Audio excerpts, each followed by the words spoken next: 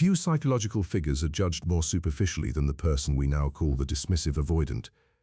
Most people encounter such an individual and conclude that they are cold because they do not feel, detached because they do not care, distant because intimacy holds little value for them. I have found that the truth is often far more paradoxical. Human beings rarely construct powerful defenses around things that possess no importance. We defend what matters. We protect what has the power to wound us. If the dismissive avoidant were completely honest, their first confession would not be, "I do not care." It would be, "I care more than I know how to bear." When I studied the human psyche, I observed that every individual develops what I called the persona, a face presented to the world so that life may proceed without exposing every fragile element of the soul. The persona is necessary. No civilization could function without it. Yet the danger appears when a person begins to mistake the mask for the self. The role becomes so convincing that the individual forgets it was ever a role at all. The dismissive avoidant often lives inside precisely such a condition. They have worn the costume of independence for so long that they no longer remember the frightened and vulnerable figure standing behind it. Observe carefully the image they cultivate. They wish to be seen as self-sufficient. They prefer to appear unaffected by emotional turbulence. They take pride in needing little from others. They admire control and often distrust dependency. To many observers, this appears to be strength. Yet the unconscious possesses a law that reveals itself repeatedly throughout life. Whatever is excluded from consciousness does not disappear. It descends into the shadow where it gathers force beyond the reach of awareness. The great mistake is to imagine that the avoidant has transcended emotional need. No human being transcends emotional need. One merely becomes conscious of it or unconscious of it. The hunger for closeness, recognition, affection, understanding, and belonging remains part of the human condition regardless of how fiercely one attempts to deny it. Therefore, when a person constructs an identity around not needing others, I become interested not in the identity itself, but in the hidden reality that identity is attempting to conceal. If I were to ask the dismissive avoidant for a moment of complete honesty, free from pride, free from self-protection, free from the necessity of appearing invulnerable, I suspect many would admit something they rarely confess even to themselves. They would admit that intimacy does not merely attract them, it frightens them. The closer another person comes, the more the old anxieties begin to awaken. They sense expectations, they sense obligations, they sense the possibility of dependence. Most frightening of all, they sense the possibility of loss. This is why their behavior often appears contradictory. They may desire connection and retreat from it simultaneously. They may pursue affection and become uncomfortable when affection is returned. They may long for understanding yet withdraw when someone begins to understand them too deeply. The contradiction is not evidence that they are playing games. It is evidence that opposing forces are operating within the psyche at the same time. One force moves toward connection, the other moves toward protection. Most people only see the protective force because it dominates behavior. They witness the distance, the withdrawal, the emotional restraint, the silence. They rarely witness the inner conflict producing these actions. Yet every defense reveals something about the fear hidden beneath it.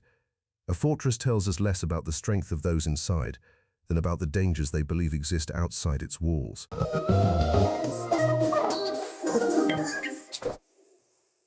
What would the avoidant say if the mask finally fell away? Perhaps they would say, "I call it independence, because that sounds noble. But sometimes, I am simply afraid of needing what I cannot control." Perhaps they would say, "I tell myself I need space, yet what I truly need is relief from the anxiety that closeness awakens." Perhaps they would say, "I convince myself that distance creates freedom, yet I often find myself thinking about the very people from whom I have withdrawn." Such confessions are rarely spoken aloud because they threaten the identity upon which the avoidant has built their psychological stability. To admit these truths would require acknowledging a vulnerability they have spent years attempting to master. The ego resists such revelations because it fears that exposure will lead to humiliation, disappointment, or engulfment. Yet the unconscious is patient. What is denied does not vanish. It waits. This is why many dismissive avoidants find themselves haunted by emotions they believe they had escaped. Feelings return unexpectedly. Memories surface long after relationships have ended. Longing appears during moments of solitude. Dreams reveal attachments that conscious thought insists no longer exist. The psyche continually attempts to restore what consciousness has rejected. The tragedy is not that the avoidant feels too little. The tragedy is that they often feel more than they can comfortably acknowledge. Their suffering does not arise from an absence of emotion. It arises from a conflict between emotion and identity. One part of the personality seeks connection, while another part remains convinced that true safety can only be found through distance. And so they continue carrying the mask. The world sees composure. The world sees detachment. The world sees self-sufficiency. Yet beneath the surface, another story unfolds, one rarely spoken and even more rarely understood. Beneath the persona stands a human being confronting the same ancient dilemma faced by all of us: the desire to be known and the fear of what it might cost to be seen. When I look beyond the visible behavior of the dismissive avoidant, I find that the most important question is not why they withdraw. Withdrawal is merely the symptom. The deeper question concerns what force within the psyche made withdrawal necessary in the first place. Modern language often speaks about attachment styles as though they are categories of personality, but I have never been interested in labels alone. Labels describe, they do not explain. To understand the avoidant, one must descend beneath the behavior and encounter the wound around which the entire personality has been organized. No child enters the world wishing to suppress need. Need is natural. Dependency is natural. The longing for comfort, reassurance, protection, and emotional closeness belongs to the very foundation of human life. Yet the psyche is remarkably adaptive. When a child repeatedly discovers that certain needs lead to disappointment, criticism, neglect, humiliation, or emotional instability, an unconscious conclusion begins to form. The child does not say, "My environment cannot meet this need." The child says, "This need itself must be dangerous." This distinction changes everything. Once the need becomes associated with pain, the psyche no longer attempts to satisfy it. Instead, it attempts to eliminate awareness of it. What begins as a survival strategy gradually becomes an identity. The individual learns to pride themselves on requiring little. They convince themselves that emotional self-sufficiency is strength. They admire distance because distance appears safer than longing. Years pass, and eventually they forget that this structure was built as a defense. They experience it as their authentic nature. Yet the unconscious never forgets. The avoidant often believes they are protecting themselves from another person. In reality, they are protecting themselves from an earlier emotional experience that remains unresolved within them. The present relationship merely activates an older fear. The anxiety they feel when intimacy deepens is rarely created by the current partner alone. More often it originates from an ancient emotional memory embedded within the psyche, a memory that whispers the same warning it learned long ago. Closeness leads to vulnerability. Vulnerability leads to pain. Therefore, closeness must be controlled. This is why many dismissive avoidants become increasingly uncomfortable, precisely when a relationship begins to feel secure. To the outside observer, this appears irrational. One would assume that safety should reduce fear. Yet the unconscious often functions according to different rules. Emotional safety invites openness, and openness requires contact with needs that have been buried for years. The closer another person comes, the more difficult it becomes to maintain the illusion of complete independence. If the dismissive avoidant were fully honest, they might confess something they rarely admit even to themselves. They do not fear love itself. Love is not the threat. What they fear is what love awakens within them. Love awakens dependency. Love awakens hope. Love awakens vulnerability.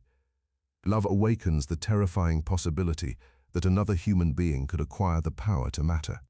For many people, this sounds beautiful. For the wounded psyche, it sounds dangerous. The individual who has built an identity around self-containment experiences these feelings almost as an invasion. Their carefully maintained sense of control begins to weaken. They discover themselves thinking about someone more than they intended. They discover themselves caring more deeply than they planned. They discover that another person's presence influences their emotional world. At that moment, the old defense system activates. Distance becomes attractive. Withdrawal appears necessary. The relationship is not escaping because it lacks importance. It is escaping because importance itself has become frightening. I have often observed that what remains unconscious tends to repeat itself throughout life.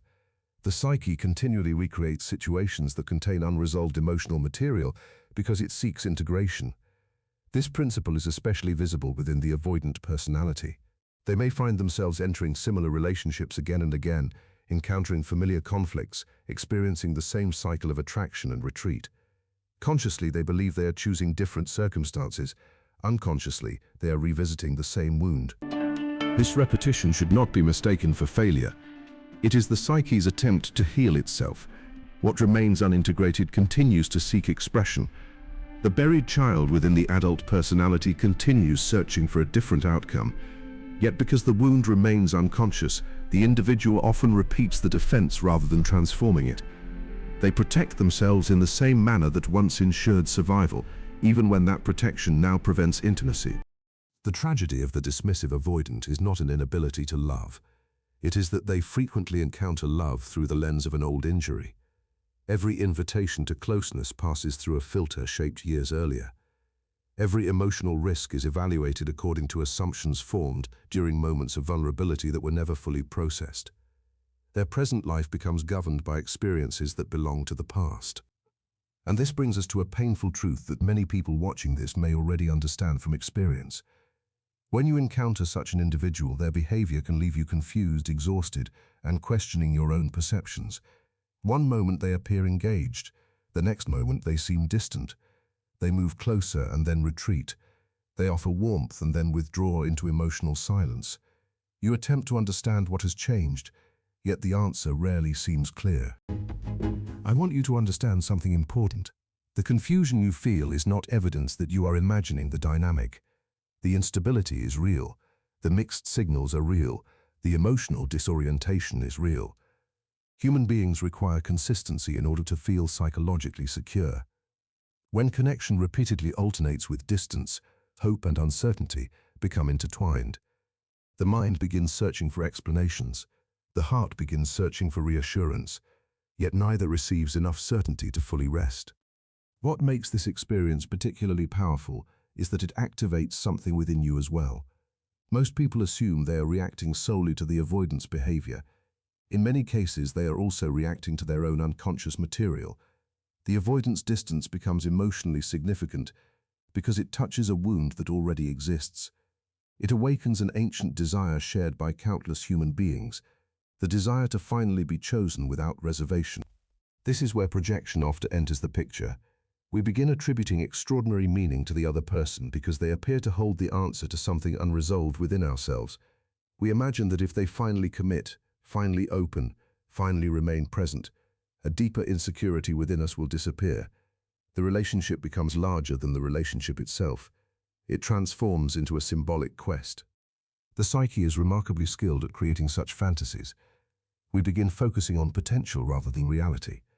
We become attached to what the connection could become, instead of honestly evaluating what it currently is. Every small moment of closeness appears to confirm our hope. Every withdrawal increases our determination. We find ourselves investing enormous emotional energy into securing a future that exists primarily within imagination. The danger is that hope can become a substitute for truth. When someone repeatedly offers affection without stability, understanding without consistency, or intimacy without emotional availability, the result is psychological ambiguity. Ambiguity is difficult for the human mind to tolerate. We naturally seek resolution. We seek certainty. We seek answers. As a result, many people remain attached not because the relationship provides security, but because it continuously postpones resolution. The avoidance behavior therefore affects more than the relationship. It reveals hidden aspects of your own psyche. Their withdrawal confronts you with questions you may have spent years avoiding. Why does uncertainty feel so compelling? Why does emotional distance increase your desire rather than diminish it? Why does being chosen by an unavailable person seem more meaningful than being loved by an available one? These questions matter because the avoidance is only half of the psychological story. The other half concerns the part of you that continues pursuing what repeatedly retreats. Their wound is not the only wound present within the dynamic. And perhaps this is the deepest insight of all. The avoidance honesty would not necessarily bring peace. It might instead expose a truth that neither person wishes to face. Their distance reveals their fear of vulnerability. But your attachment to that distance may reveal your own longing to earn a love that should never have required earning in the first place. In this way, the relationship becomes a mirror. Each person encounters not merely the other, but a hidden aspect of themselves, waiting to be understood. As we reach the end of this exploration, I would caution you against leaving with the conclusion that the great mystery is whether the dismissive avoidant secretly loves you. The psyche is always tempted by such questions because they keep our attention fixed upon another person. Yet individuation begins the moment attention returns to the self. The most important truth is not hidden within their unconscious. It is hidden within your attachment to uncovering it. For a long time you may have believed that peace would arrive if they finally explained themselves, if they finally revealed what they felt, or if they finally admitted what was concealed behind their distance. Yet notice what this hope requires. It requires your freedom to remain dependent upon someone else's awareness. It asks you to postpone your life until another person resolves a conflict within themselves. I have found that genuine transformation begins when this waiting ends. The question ceases to be why they withdrew, what they felt, or what they never said. The question becomes why their hidden truth became more important than your visible suffering. At that moment, something profound changes. You stop living inside their unfinished story and begin living your own. The goal was never to understand the avoidant completely. The goal was to understand yourself deeply enough that their unconscious conflict no longer becomes your destiny.